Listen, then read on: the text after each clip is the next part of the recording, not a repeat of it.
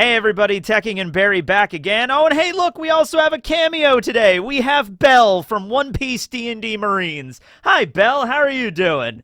Yeah, it's great. Okay, so I have an idea for some interaction between me and you, the audience, you know? As you all know, we have about a month until the next One Piece chapter, so we're entering a little bit of a drought. But don't worry, I mean, you know me. I can make videos pretty much about anything. I made those bakery videos. I made a video about Straw Hat ice cream flavors. I made a video on trash collection and on trees. Oh, I should do that tree sequel. I should do Tree Video 2. You know, that should be fun. I can make videos pretty much about anything. I can make a video about, like, I don't know, like Dalton or something, like a character that not a lot of people think about.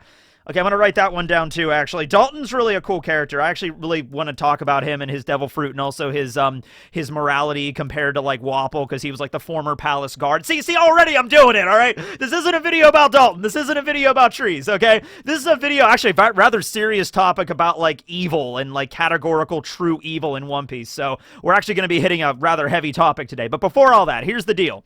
I want you to comment down below some videos that you would like to see me make. And it can be about anything One Piece related, okay? If you want to see me make a video about a very particular character or a particular devil fruit or an aspect of the story that I haven't covered yet, and I'm not saying I'll select every single one, but I'll pick the ones that I think I can actually make really good videos about, and then I'll put them on like a randomizer, and then what I can do is I can make a video, and at the end of a video, I'll randomize it, like, what are we talking about next? And like spin a wheel or something, and like, okay, that's next video, and then after that video, spin it again, and we could do that until One Piece chapters come back, or even after. I don't know. This might be the new animal facts on the channel. Not really sure, but anyway, yeah, comment some video ideas down below, and I'll look through them, and all that kind of stuff, and yeah, we can make a nice little wheel thing. All right, that'll be fun. Okay, so today, we are talking about evil, and I've made videos before talking about evil, but you know, now that the Gorosei are major players here in One Piece, now that these giant yokai creatures have literally appeared from straight up hell, it seems, like summoning circles on the ground, black lightning and smoke billowing out, these amorphous blobs emerging from the circle and coalescing in these yokai forms. I mean, like, it looks pretty categorically evil, all right? Have you seen Berserk? Have you seen Berserk? You got the idea of evil, you know, there you go. Yeah, maybe, I don't know. So, in the last chapter specifically, there was a very interesting interaction between Marcus Mars, one of the Gorosei, and Rob Lucci. All right, so you had the finale of the battle between Zoro and Lucci. Zoro cuts down Lucci. He has all those, like, those giant 3 scars, like just big gaping wounds on his body. I actually didn't go into enough detail in the review just how bad that looks. Like, literally just 3 giant slash marks right across him. Like, all of his organs should literally have just poured out of Lucci, right? So he's still standing, but, like, barely. And then Jinbei shows up, and Jinbei kind of holds Zoro back, and it's just like, even Jinbei kind of apologizes to Lucci, like, I'm sorry about this, Lucci. Like, Jinbei's not gonna, like, punch him in the face and, like, kill him, but he creates that, like, dust cloud with his fishman karate, and then Zoro and Jinbei leave, and then Rob Lucci is right there, and he goes back into his human form, and he's very heavily wounded. And then Mars arrives in his Itsumade form, in his giant bird thing, and he's like, Rob Lucci of Cypher Pole Zero, give me a report. And then Lucci, to his credit, delivers a full report. Like, he does everything to the book, you know? He's delivering everything, a perfect debrief on everything going on while he is about to pass the hell out, all right? And so he delivers the full report, where all the Straw Hats are at, where all the Vegapunks are at. York is locked up in the lab, everything that he knows, okay? And then Mars is like, okay. And then he goes, I have no further questions. Splendid work. He actually compliments Lucci there. And then he flies off. And before he leaves, Rob Lucci's like, wait a second, I have a friend, Kaku, you know, fellow Cypher Pole Zero agent. He's in the lab. He's injured. Please, could you try to spare him if you could? And Mars actually does dignify it with a response, and he says, that might not be possible because when you're exterminating the hive, you know, you can't pay attention to one insect kind of deal, right? And so they just fly off, all right? So let's break down this interaction because it's actually very interesting. First of all, when that giant bird thing showed up, Rob Lucci had an expression of shock on his face. I mean, he's a very stoic, very calm individual. There's definitely been moments where he's been taken by surprise, especially when Luffy's like, here comes the giant fist, so there's been moments where Lucci's like, but he's a character that doesn't exhibit shock very much on that level. Like, honestly, when Mars showed up as the giant burb, Lucci looked at him like he was honestly aghast or like completely like honestly terrified. Like, what is this now? Like, huh? Right? And a lot of people have even questioned, like, how would Lucci have even known this was a Gorosei? You know what I mean? Like, if the Gorosei don't use these forms very often, Lucci had probably never seen them in their yokai forms. So how would Lucci even know this is one of the Gorosei? Well, the thing is, even though the Gorosei probably don't take those forms very often, I would assume that the higher-ups in the government, especially the Cypher Pole Zero, which are, like, the personal guards of the Tenryubito, like, even like, other higher-ups, like, even probably the guards that work at Pangaea Castle, and people that aren't, like, super strong, they probably, there's rumors, you know what I mean? There's gossip, probably. Like, the idea that the Gorosei, these 5 elders that rule the world government, haven't aged in, like, ever, because we know, like, 20-something years ago when Vegapunk met them, they looked the same, and we know 38 years ago during God Valley, Saturn looked the same. So they don't age. They don't age. At least, they haven't aged in, like, 50 years or something, right? Okay? So people are going to ask questions. Now, you're probably not going to ask questions around the water cooler at the break room at Pangaea Castle, because if anybody finds out you're asking questions about the Gorosei, you're probably going to end up dead. You're going to be missing the next day, okay? You're going to be Lelucia'd, all right? But people are going to have ideas. Like, they're going to be thinking internally to themselves, like, the Gorosei are not human. The Gorosei are probably demons or monsters or something. They are immortals. They can't die.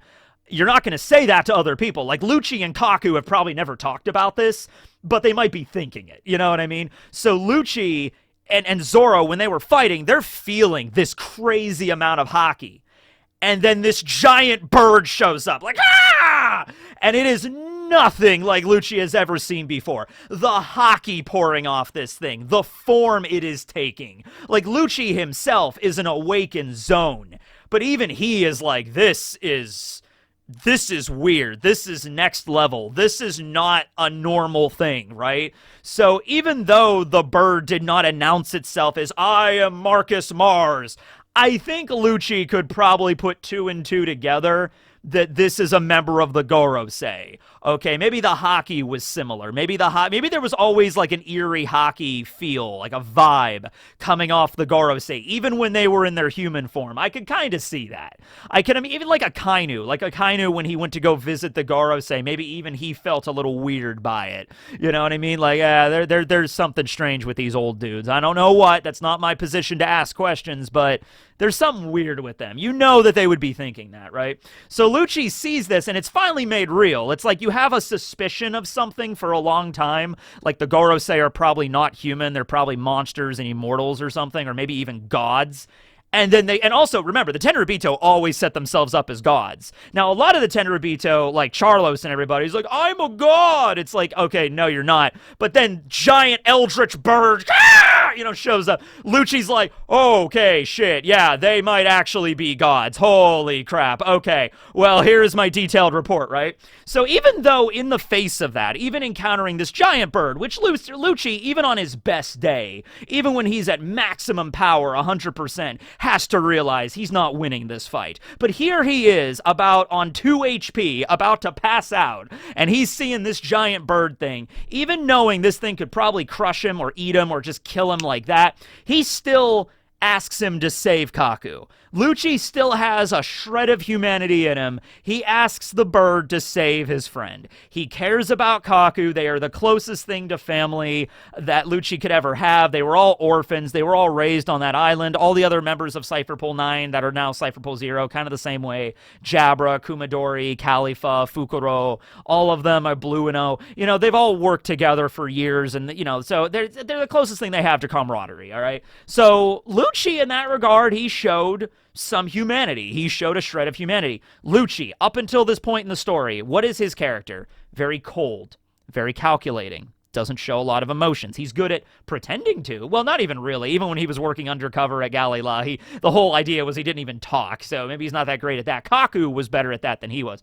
But, like, he is very bloodthirsty, and a lot of that, I think, is because of the carnivorous nature of his zone, so he can be very, like, even to the point where his bloodthirstiness might disrupt a mission. Like, he really, really wanted to fight Luffy, and even when he was, like, the personal bodyguard to Spondam, when Spondam was like, let's go to the Bridge of Hesitation, come on, Lucci, you're coming with me. Lucci was kind of like, yeah, but I really want to fight Luffy, too. You know, like, so that, maybe that bloodlust kind of like, oh, yes, you know, it's piquing up his appetite or something like that, but that's Lucci's character, okay? So, I view that scene there between Lucci and Mars in the context of, here is a villain, and that is Rob Lucci. Rob Lucci is undoubtedly a villain. In fact, even in this past arc, he had an opportunity to kind of work on the Straw Hat side, and he's like, no, I mean, we'll do a temporary alliance so I don't die, but I'm still working with the government. I'm not going to become a good person. I'm glad Oda didn't do that too, by the way. I'm glad he didn't make Lucci like, you know what, I'm going to help you guys out now. Kaku, I feel like, is more, because Kaku has been stated like he actually liked working at Galila. I don't think Kaku is happy with the life of an assassin. So the idea of Kaku changing sides, I can kind of see better. But Lucci staying the way he was, that's fine. But Lucci is a villain. And now he's interacting with probably the closest thing to categorical evil that you can imagine in the One Piece world, okay? Which is the Gorosei, and more specifically, probably even more than them, maybe Eam. Like, if there was ever a character that you would point to that is like, this is evil in its purest form, if Oda wants to go down that road, probably Eam. All right, now, Doflamingo was a contender up until now. Up until we got to really know about the Gorosei and everything, we have Doflamingo here, okay, who is also a pretty evil One Piece character. I mean, I would say worse than Kaido and things like that. Now, in terms of, like, body count, like the number of bodies that lay at Doflamingo's feet, quite a bit. Kaido's probably killed more. Rob Lucci's an assassin. He might have definitely killed more. But in terms of his attitude, his morality, I think Doflamingo's way worse, okay? Because at the end of the day, this is where we get into the argument. This is where we get into the conversation about it. You know, you have Rob Lucci, who is an assassin that goes around and kills a bunch of people, right? And it's like, you could argue it's his job, but you could also argue he gets enjoyment out of it. But where does that enjoyment come from? Does it come from his devil fruit having a carnivorous zone aspect? So whenever he kills somebody, he gets that like when a leopard in the wild were to kill an antelope or something, like, ah, yes. Is it that kind of thing that it makes him enjoy it? And then you get Doflamingo, who just likes killing. He just likes killing people and enslaving people, and that's Doflamingo, right? Okay.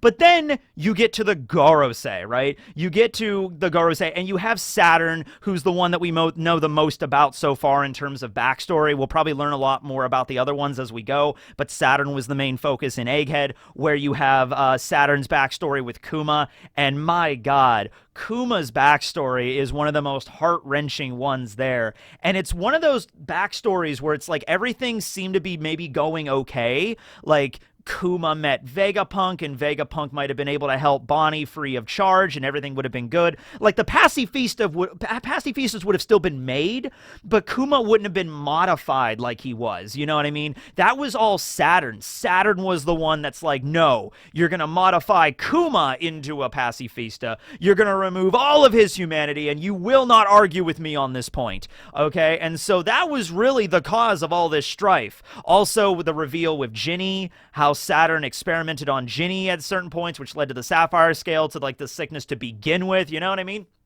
So, and Saturn does not have a shred of remorse for any of this, okay? Now, I want to clarify something very carefully here, and I even brought this up in a live stream a while ago, okay? Learning about a villain's backstory does not necessarily mean they're on a path to redemption or anything like that. I think this is when, I think I was discussing Fire Lord Ozai in a live stream a while ago from Avatar: The Last Airbender. And I brought up how, like, in the original Avatar, you don't really know a lot about Ozai. I mean, you know what he did to Zuko, and you know about that kind of stuff, but he doesn't really appear in season 1. He's only like in flashbacks in season 2, and then he shows up in season 3. And so you don't really get to spend a lot of time with that character. And the whole idea is like Ozai's evil. Like Ozai is this evil Fire Lord. He wants to burn down the Earth Kingdom, take over the world, become the Phoenix King, or whatever the hell he wanted to do. And you don't really learn a lot. I'm sure in supplemental material and comics and stuff, they kind of explore it maybe a little bit, but in the show itself, you don't. And the idea is like, dude, you can learn about a villain's backstory. You can learn about what led them to be the person they are without having sympathy or without having a redemption for them, okay? Like, so keep that in mind as I describe this with the Gorosei, okay? The Gorosei, I think, were human at one point. So that means they do have a story. They do have like a childhood and their formative years. And like, they were probably all born maybe at Marie Joie, so they were all led to be Tenryubito and everything like that. At a certain point, something had to happen where they were turned immortal. They were given these powers, most likely by Eam. At least that's the way I'm approaching this here, right? We can learn about, their individual stories, but at the same time understand that they, like I said, may very well be categorically evil, okay?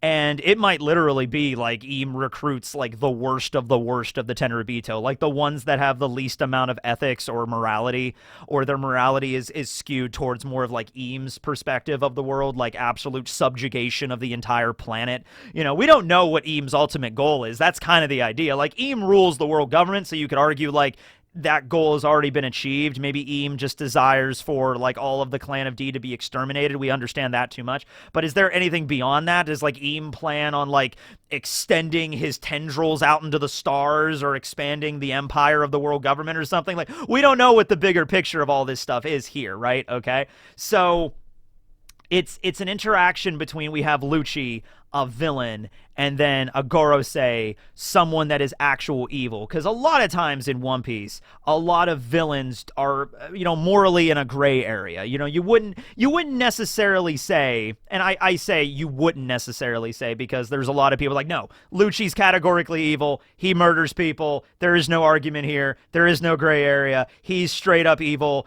Every bit as evil as the Gorosei. Every bit as evil as Doflamingo.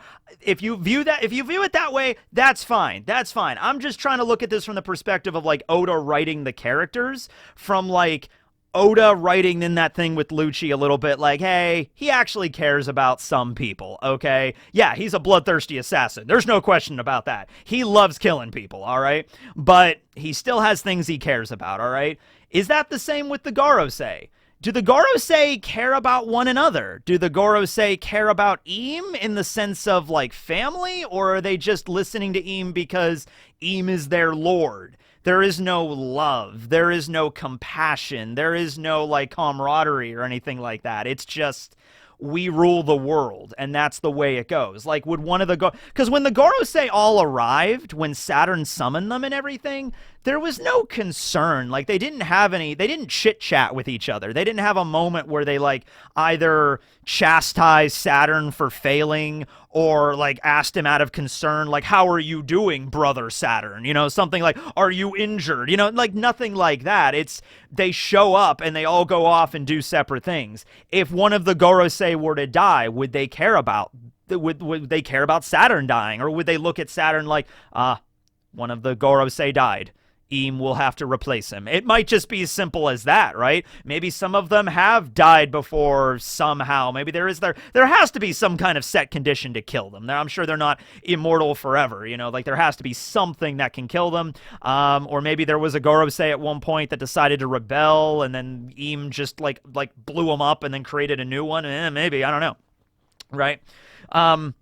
So we're going to learn stuff about their past, but I think the way Oda is going to paint the Gorosei is trying to get as close to that evil. Like, if there is categorical idea of evil, if there's like a gauge, from objective good to objective evil, which there might not even be a gauge like that in One Piece. I'm just saying, if Oda's trying to go for that direction, he's going to make that gauge go all the way to evil for the Gorosei. Like, he's going to try to top even like Doflamingo. Like, to use some other examples here, right? So, you have Morgan, Captain Morgan, like one of the first big villains of One Piece. Was Morgan evil? I not really. I mean, he was an asshole for sure. He was a big blowhard and everything like that. He was also kind of manipulated by Kuro, too. You could argue he was hypnotized by Kuro to be this super arrogant, and he didn't care for, Helmeppo at all. Used him as like a bargaining chip or whatever. Arlong? So Arlong, that's a whole other discussion, honestly. Like, we can get into that, like how fishmen and merfolk were literally subjugated for hundreds of years. For much of history, they weren't even viewed as like sentient life. They were just viewed as fish and nothing else. And so by the time Arlong was around, yeah, they were, I guess, treated a little better than they were prior to 200 years ago. But the overall idea is they were still slaves. They were still basically forced to live at the bottom of the ocean. Arlong and Karubi and Chu all wanted to live at Sabaody at the amusement park, but they could never go there because of like slavery, and they would just get captured and everything like that.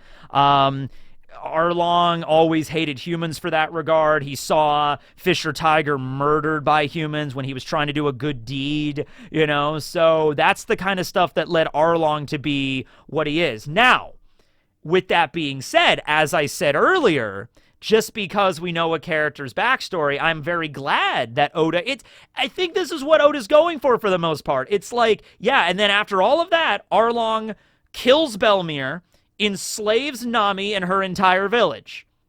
That's evil. Like, that's an evil thing to do, but you at least understand what led him to that. He wasn't just born categorically evil.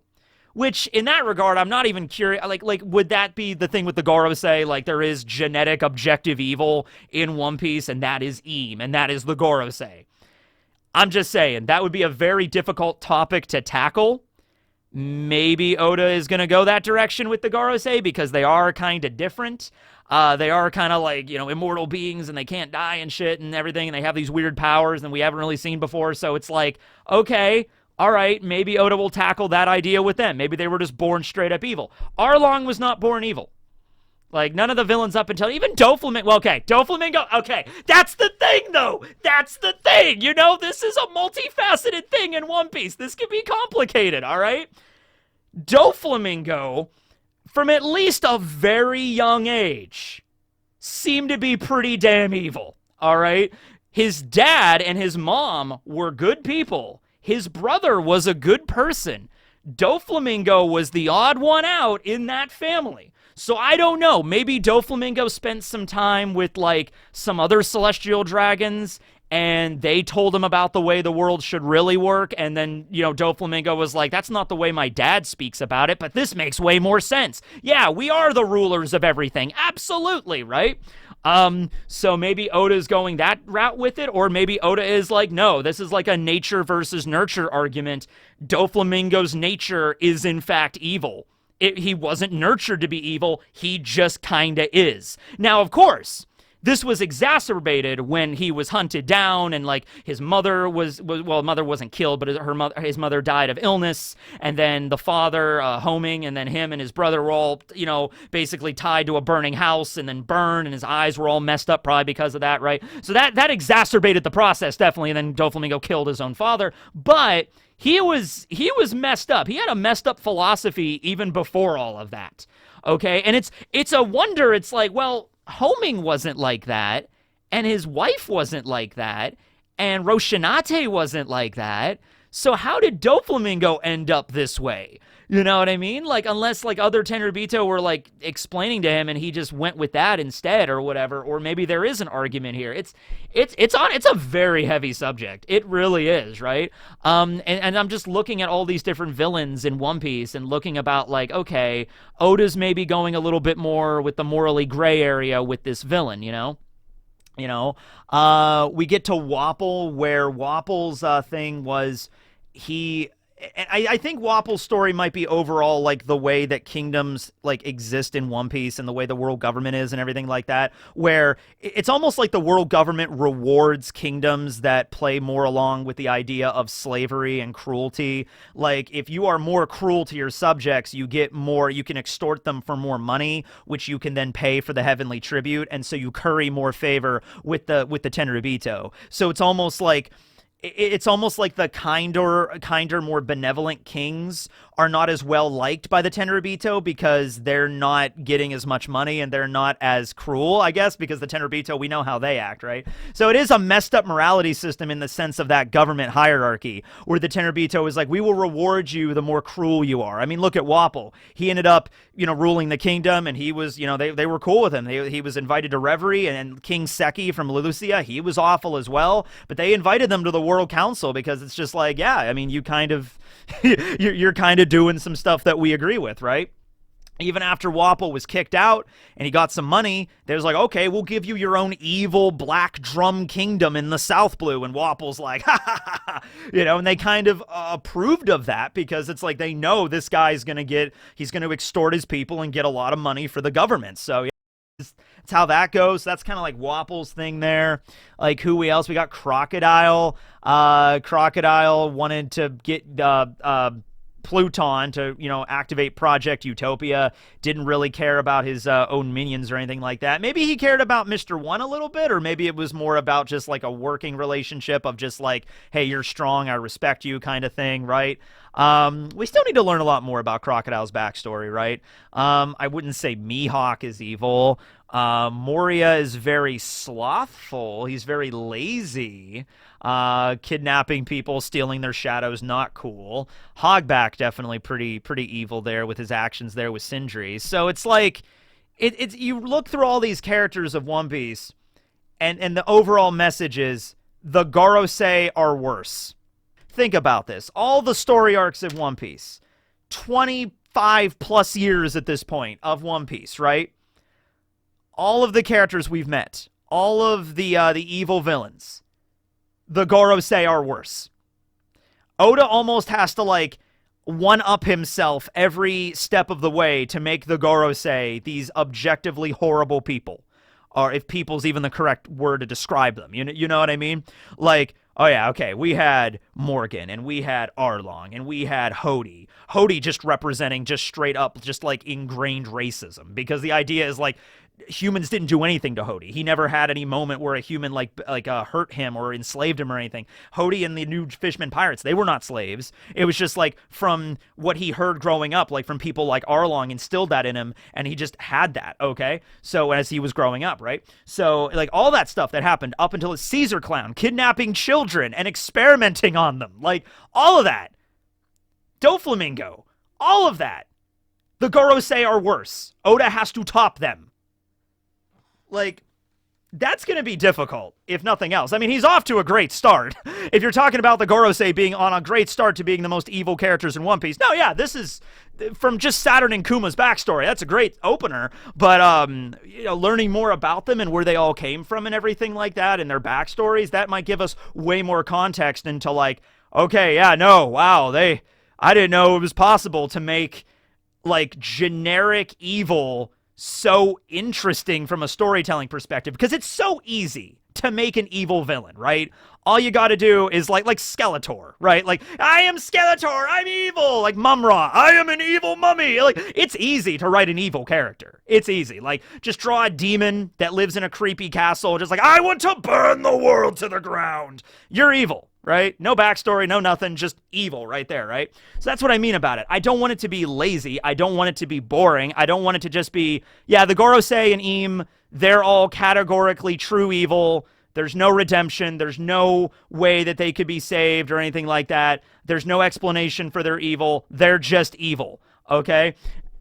Like, and I don't want it to be, and that could be rather, and that could be interesting in its own right. I liked Mum-Ra as a villain, but it can also be kind of boring and lazy in terms of writing sometimes. You know what I mean? I don't want the Gorosei to just be, yes, they are evil because they are evil because they are true evil.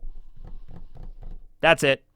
Now, maybe Oda could spin that in a way where it's actually interesting. It's like, okay, I now know why they are evil.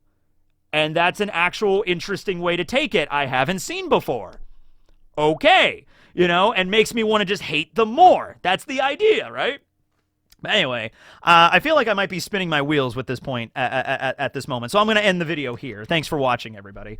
And yeah, let me know down below. Give me some video ideas for this month we have coming up with No One Piece. I'll add them to a wheel or a randomizer or something. And then maybe even like in the next video, I can spin the wheel and do a topic, and then I could spin the wheel again, and we'll see what happens. All right. Thanks for watching, everybody. This will be Teching and Barry and Bell. End screen. Go. Yeah.